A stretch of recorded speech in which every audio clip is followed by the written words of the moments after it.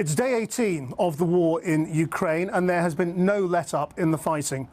Russian forces have continued their operations all over the country. There was more heavy shelling of Chernihiv, and the American journalist was shot dead near Irpin. That attack on the Yavoriv base near the Polish border is the furthest west the Russians have attacked since the invasion started. Ukrainians have also been protesting against the Russian occupation in Kherson, but there has been hopeful messages from both sides over the negotiations, although it is too early to tell whether that will lead to anything substantive. The Russian missiles hit just before dawn. The enormous blast could be felt 30 miles away in Lviv. This is what a Russian world looks like, says the Ukrainian filming. A crater you can fit an entire truck inside. The huge military base at Yavoriv has hosted many NATO visitors. It's suspected by Russia of being a hub for the Western military aid being brought into Ukraine.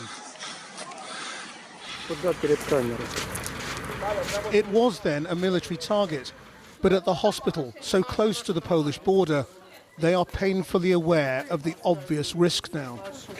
We are just a few miles away from NATO being dragged into war. Починають падати вже за 10 кілометрів до кордону з Європою. І завтра вони можуть падати вже за 10 кілометрів від кордону на польській території, де знаходяться наші дружини, де знаходяться наші діти. To the north, the Russian onslaught is laying waste to Chernihiv. The fire brigade is still extraordinarily managing to find people alive and get them out. But the only thing left here is defiance. Хочеться, щоб ми були і показали, що ми українці, ми нація, ми згуртовані, ми друг за друга стоїмо. Дай Бог, щоб швидше війна закінчилася, щоб люди настроїлись. In Kherson, the first major city taken by the Russians, thousands of unarmed Ukrainians marched in fury at the occupation, shouting insults until Russian forces fired into the air. The protesters carried on anyway. The Russians also released aerial footage of their bombing campaign, claiming Ukrainian extremists are stopping civilians from using the humanitarian corridors to escape. It's a familiar Russian line used before in Syria. But the Russians also claim there's been significant progress at the peace talks. One delegate claimed a deal could be just days away. In the capital, President Zelensky visited soldiers in hospital to award honours. Though perhaps this is the honour any soldier wants now, more than a medal. The President's Chief of Staff said Ukraine will give up nothing at the talks and that the Russians are listening, not giving ultimatums. If Russia hopes maximum pain equals maximum pressure, it is on full show in towns now pounded for over 2 weeks. The emergency teams say this was a school in Mykolaiv.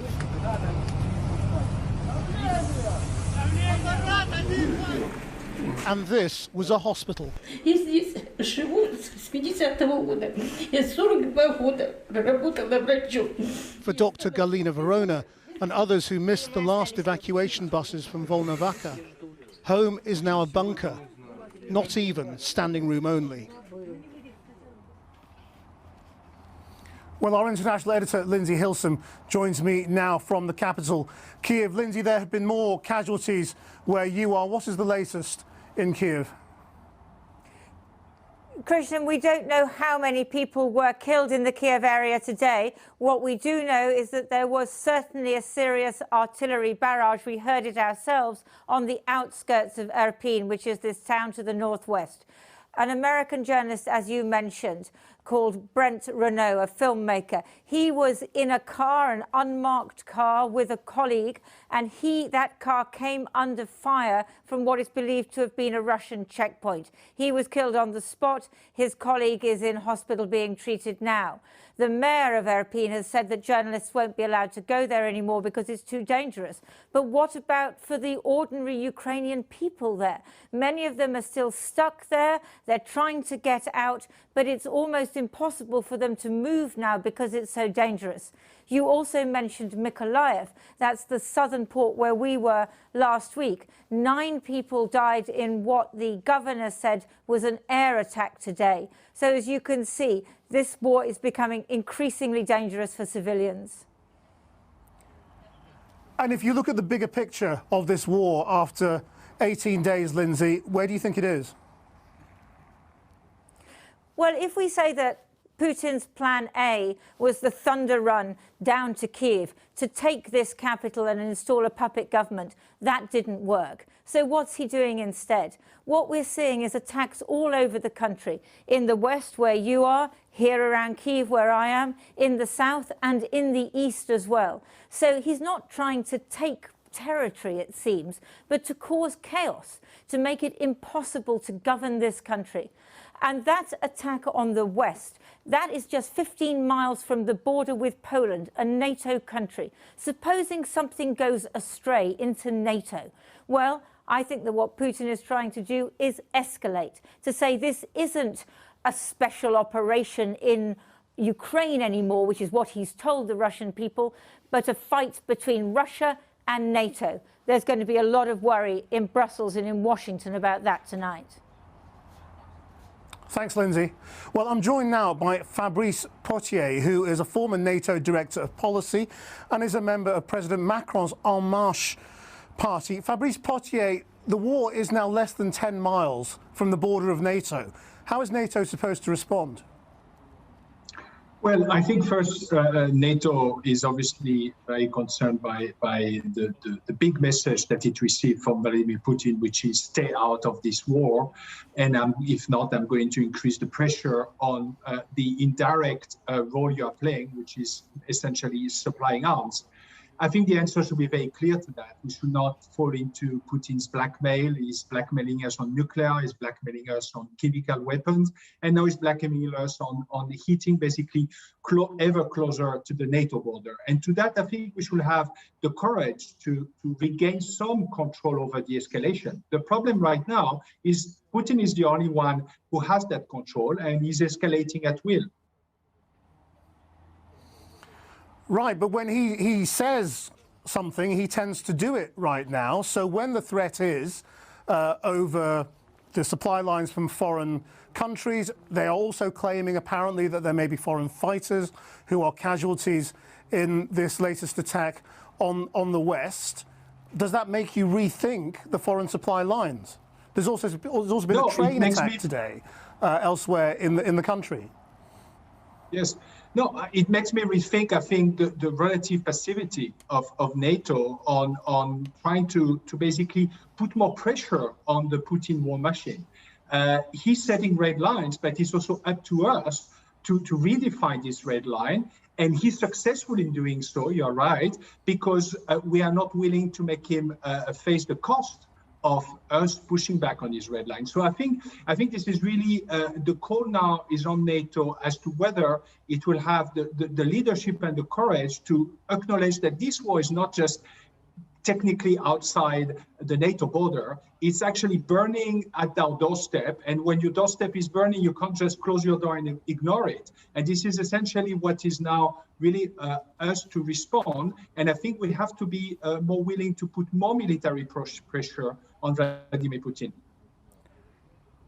But what is the cost that you're talking about? I mean, the economic war has been ramped up almost as far as it can go. Are you talking about a military cost involving NATO? Absolutely. I think we have to be honest about that. This is not a war that you can, again, isolate yourself from. Every day, actually, Putin is redefining the red lines, and every day those red lines are getting closer to our border. So I think kind of watching and sitting is not going to help. And yes, I think we have to be willing to look at the risk and the possible cost of getting more actively involved militarily. Now we actually face the risk of not being involved on our terms, and Putin just keep on defining those red lines. So I do think we have to do that. To give you an example, I do think we should deliver to the Ukrainian forces air defense system, so at least they can make sure that Western Ukraine is free from this sort of attack we have seen earlier this morning. You're a former head of NATO policy. I'm sure you're in touch with many people still there. Are there people in NATO thinking the way you are?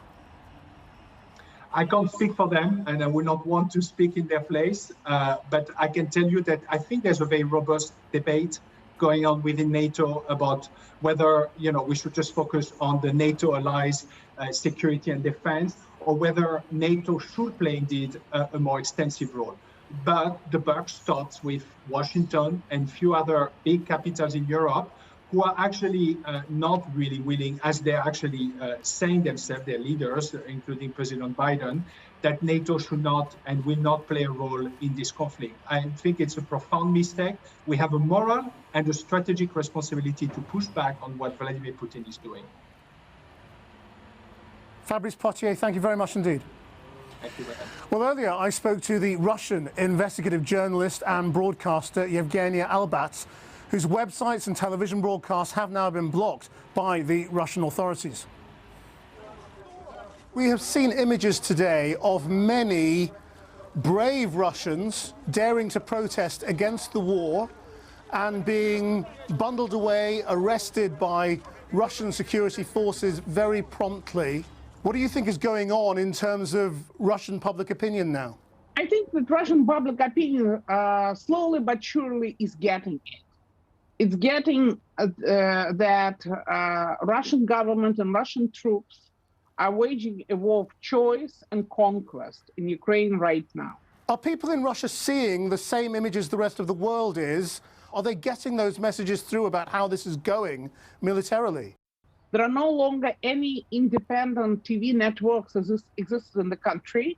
All those that existed, they got closed, so there was only propaganda machine. They say that Ukrainian nationals or Ukrainian nationalist battalions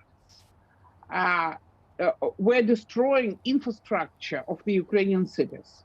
That's what they are shown on the Russian propaganda channels.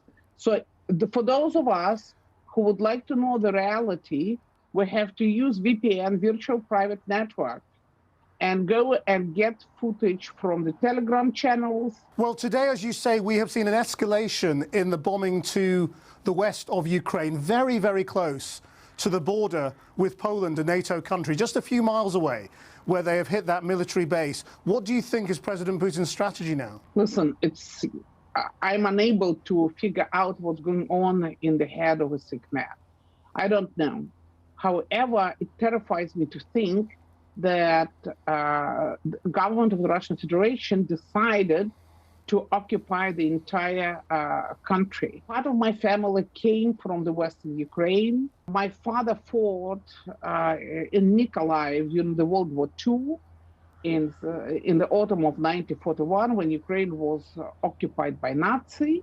So I walked myself around Nikolaev, and now I see Nikolaev is on fire. So to be honest with you, I'm just terrified by what is happening, not because of my own life, who cares, but because of what happened to Ukrainians and to the fact that my fellow citizens, I am a taxpayer, I am a citizen of the Russian Federation. That's the only passport I have. That my own troops are doing this in Ukraine, and I cannot stand this. There is a diplomatic meeting between the United States and China coming up in the next couple of days. Do you think China could place pressure on President Putin to cease fire? Yes, I do think that China has this ability because basically Russian Federation and Russian economy is totally destroyed by the sanctions imposed. In a matter of 3-4 weeks, people in the major cities would notice a shortage of goods and foods they got accustomed to. In a matter of a couple of months, the entire country will recall what was it like to live under Soviets when everything was when there was shortage of everything. So I think that yes, China has a say over Russia right now. Whether Chinese leadership is capable to convince Putin to back off, I'm not so sure about that. It's going to be hard. But I think that China is the major winner of the current situation. Yevgeny Albats, thank you very much. Thank you, Christian. Stay safe.